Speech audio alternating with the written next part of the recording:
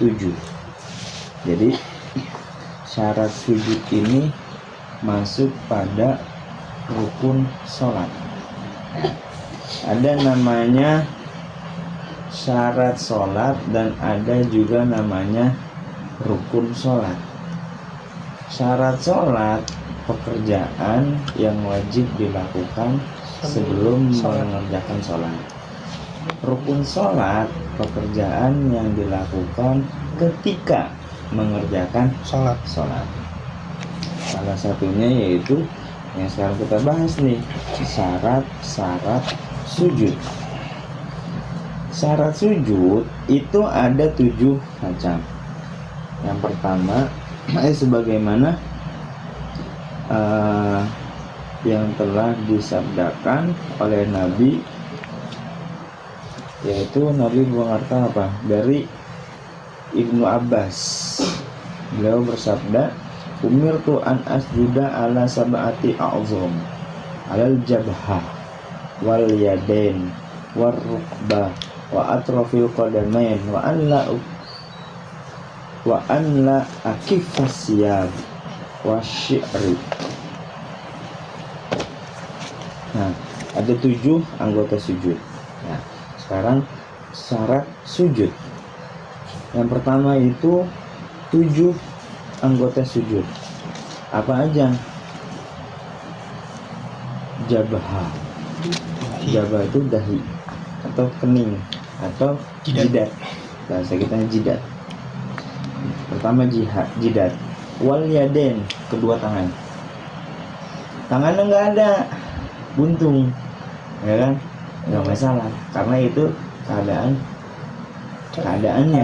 dia, ya. Keadaan syarat berarti syarat kedua tangan tidak memungkinkan. Iya. Nah, terus warukbatain dan rukbah, apa? Dengkul ya, dua lutut. Ya kan? Terus wa atrafil qadamain, ujung jari ya. Terus 6 tuh ya.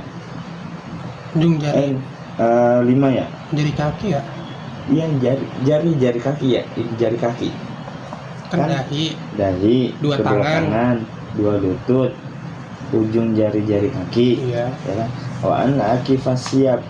Terus yang ke-6 tuh nih tidak tertutup pakaian.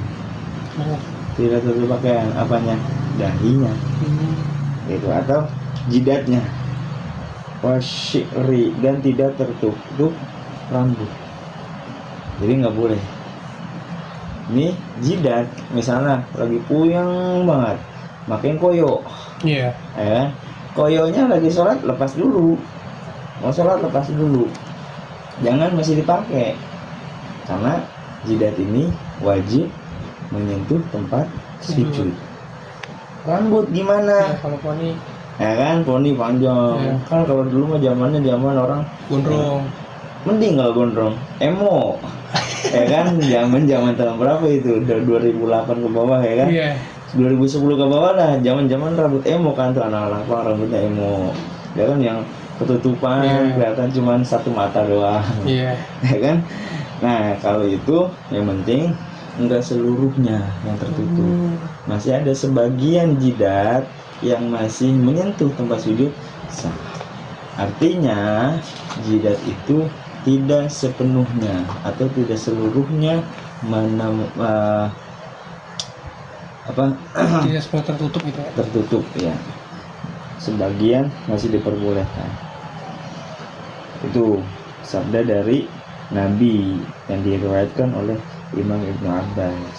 Ada 7 anggota: jidat, 2 tangan, 2 lutut, 3 ujung jari, 4 ana akifah, tidak tertutup oleh pakaian, dan rambut. Wasaniha antakuna jabhatuhu maksufatan illa li uzrin.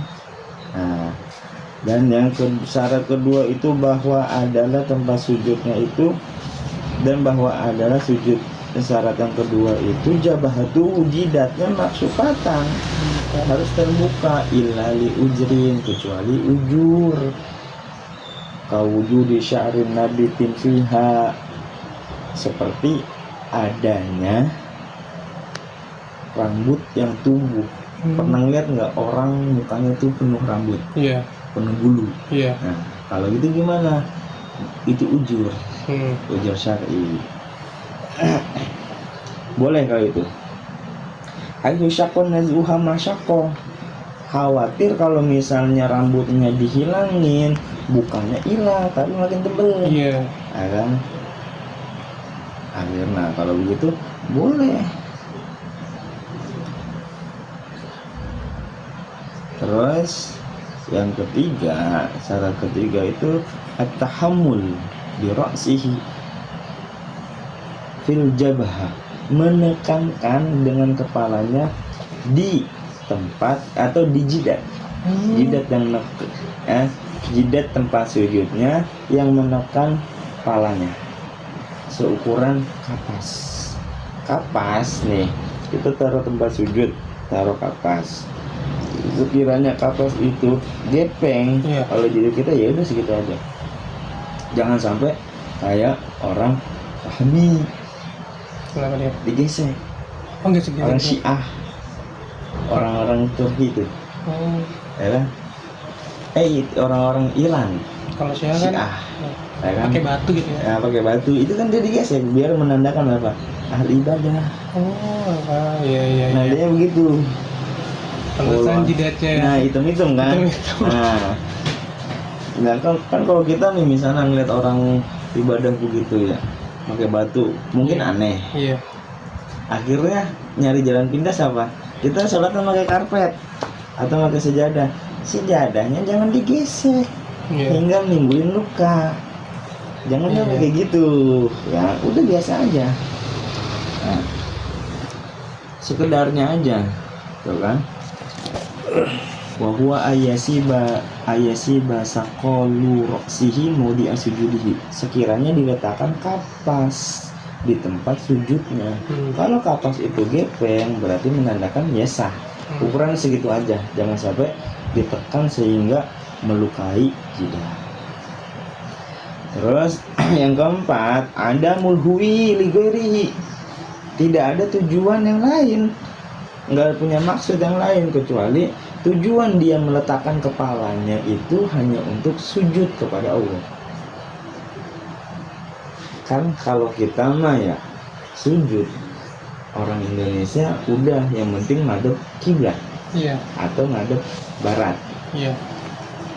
Mau tempat sholat kita atau tempat sujud kita pas ukurannya dengan Ka'bah ataupun enggak, sudah dikatakan sah. Akhirnya karena kita itu ketutupan dinding, ketutupan rumah, ketutupan tembok, ya kan? Misal kita di depan kita ada foto, ya pergi sholat, depan dinding ada foto, jangan sampai kita bertujuan menyembah foto. Nah, itu adanya tujuan. Tujuan apa? Menyembah foto. Kita nih misalnya kan setelah Sultan Mehmed tuh yang menaklukkan Konstantinopel, beliau kan langsung kan sujud di tempat di gereja di Hagia Sophia kan, langsung mengerjakan sholat 2 rakaat di situ. Tapi kan kalau misalnya kita dengan akal sehat ya, berarti Sultan Mehmed itu sujud kepada patung, ya kan? Karena di situ orang baru pembebasan kan, baru baru nguasain, otomatis kan di situ masih banyak patung. Ada salibnya gede, tapi Sultan Mehmed tujuannya hanya sujud kepada Tuhannya, bukannya untuk menyembah selainnya atau patung yang ada di depannya, gitu ya. Jangan sampai ada tujuan yang lain. Udah tujuannya dia sujud itu hanya untuk beribadah.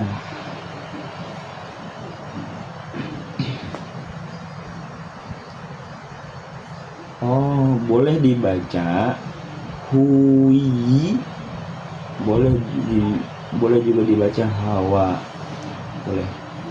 Cuma nanti beda makna. Amma beda mati fakot pamana al-irtifa kama fil misbah, kaja fil misbah. Terus kalau masukku meletakkan jatuh-jatuh dari atas ke bawah.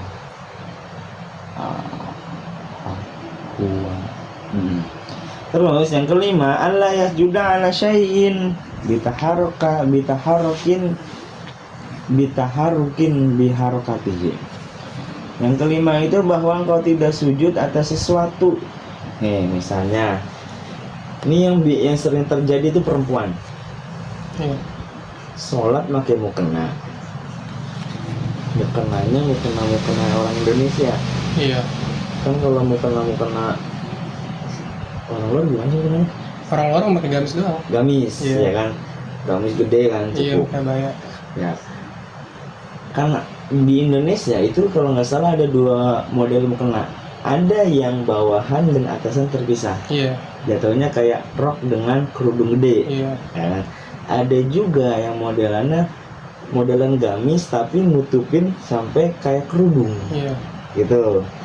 Nah, yang aman itu modelan gamis kayak kerudung. Satu set lah sama kerudungnya gitu, sama palanya kupluknya. Tapi yang modelannya itu atasan sama bawahan, rok atau sama kerudung gedenya itu yang dipermasalahin. Ketika sujud otomatis nih kerudung gedenya itu yang atasannya ikut sujud. Iya. Dan rata-rata kadang kalau dia nggak paham, justru mukena yang dia pakai itu dijadikan tempat sujud. Ya, tempat alas sujudnya. Alas sujud. Atau ya sejadah lah bahasa kitanya, dia jadi sejadah. Dengan alasan ini misalnya masjidnya kotor. Iya. Akhirnya dia atau dia ragu-ragu lah, sebenarnya ini masjid udah dibersihin atau enggak sih. Tapi atau karpetnya kok udah jelek kalau biasanya. Terus udah rada bau, dia khawatir sholatnya ya udah jalan pintasnya, dia sholat di atas mukenanya. Tuh, kan dia sujud otomatis melar kan tuh. Iya, melar kan, taruh di bawah tapi jidatnya itu ada di mukena. Kalau begitu gimana? Ya nggak sah. Kenapa?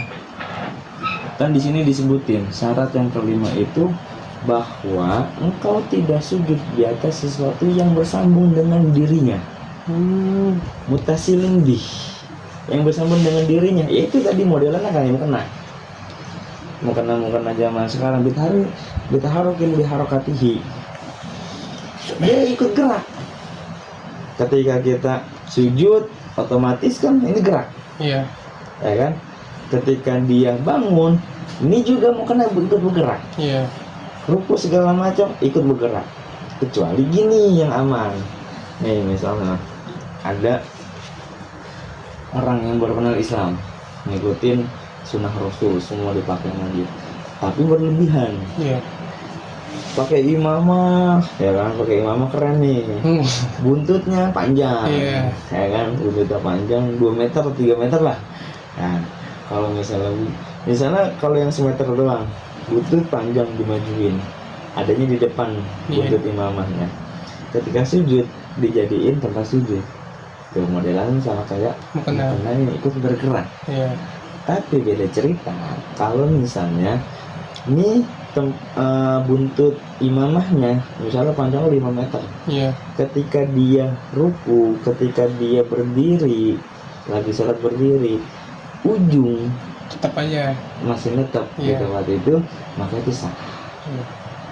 Kalau itu sah, yang penting nih tempat sujudnya nggak gerak kemana-mana. Gitu maksudnya. Berarti kalau pakai misalnya sorban gini kan di sini diselempangin, kena kepala juga. Nggak boleh, harus dikibas, harus disingkirin dulu, gitu, harus disingkirin.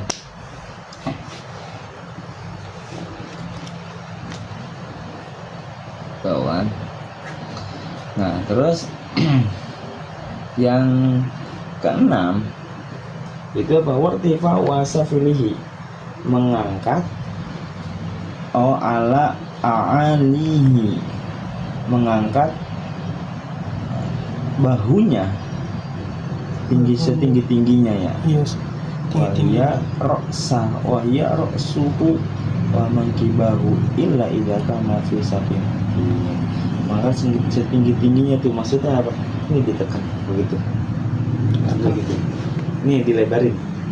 Ini bahu. Iya. Dilebarin. Kan kalau misalnya kita begini aja, Iya. ini bahu ya udah segini aja. Iya. Sunnahnya itu dilebarin. Oh, dilebarin gini ya. Jadi begitu sunnahnya. Gini berarti. Nah, tapi ingat, lihat keadaan. Iya. Jangan sampai sholat kita mengganggu. Sholat orang lain. Nah, jangan sampai ganggu. Pokoknya ya kondisional aja. Kalau emang kita memungkinkan untuk mendapatkan, menyempurnakan, ya itu menyempurnakan syarat sujud dengan melebarkan bahunya, ya kan? Lakuin. Nah, nih misalnya lagi sujud nih begini, nih, dia begini, Iya. kan jadi sikutnya itu lebih maju ke depan, Iya. ya kan? Nggak seperti biasa, gitu. Maksudnya begitu, itu biar dapat sempurnanya. Kecuali, ya itu lagi kalau keadaannya memungkinkan. Kalau keadaannya tidak memungkinkan, jangan memaksakan, jangan berantem. Iya. Ya kan, udah tahu tempat sujudnya sempit, kan ngikutin sunnah Rasul, ujung kelingking ketemu ujung kelingking, Iya. atau kelingking ketemu kelingking kan. Nah, tapi dia ketika sujud mengangkat bahunya selebar-lebarnya, Iya. ya, akhirnya berantem jadinya. Udah tahu tempatnya sempit, tapi apa? Dia mau menyempurnakan Sujudnya. nggak bisa, kondisional aja. Itu mah nggak terlalu apa ya, nggak wajib. Sekiranya kan sekedarnya dia itu ya udah mengangkat bahunya, ya udah segitu aja, ya biasa aja lah, sebegini aja. Ini ada di samping kuping kan, telapak tangan, ya udah ini di belakang, jangan sampai memaksakan untuk memajukan. Oh iya. Gitu. Karena kayak gini ya. Gitu ya. Jadinya, ini kan lurus nih ya berarti ya. Sejajar. Iya, sejajar. Jadinya sejajar ntar kalau misalnya dia sampai majuin. Terus yang ketujuh, waktu makninatu fihi. Nah, tumaknina atau diam sejenak di dalam sujud. Nah, tumaknina itu apa sih? Diam sejenak itu maksudnya apa sih? Diam sejenak itu maksudnya istirahat. Tumaknina itu maksudnya istirahat sebentar. Jangan sampai setiap gerakan sholat itu mutasil, selalu bersambung. Allahu Akbar, misalnya ruku, lobar, ya kan? Coba tuh, ya kan setelah itu ramai kan, viral gitu. Walaupun nanti nih, tumaknina itu maksudnya diperbolehkan seukuran mengucapkan lafaz subhanallah. Subhanallah. Nah, di sini ada nggak bacaan sujud? Sebelumnya ada nggak? Iya. Nih, yang kita udah kaji nih, bacaan sujud itu ada nggak? Nggak ada. Nggak ada kan? Berarti bacaan sujud itu apa? Nggak wajib. Nggak wajib atau sunnah. Sunnah apa? Sunnah hayat. Sunnah hayat. Bacaan sujud itu sunnah hayat. Kan sunnah di dalam sholat itu ada dua. Satu sunnah abad, yang kedua sunnah hayat. Sunnah abad itu yang mana? Sunnah abad itu apa sih? Sunnah yang jika ditinggalkan disunahkan untuk sujud sahwi.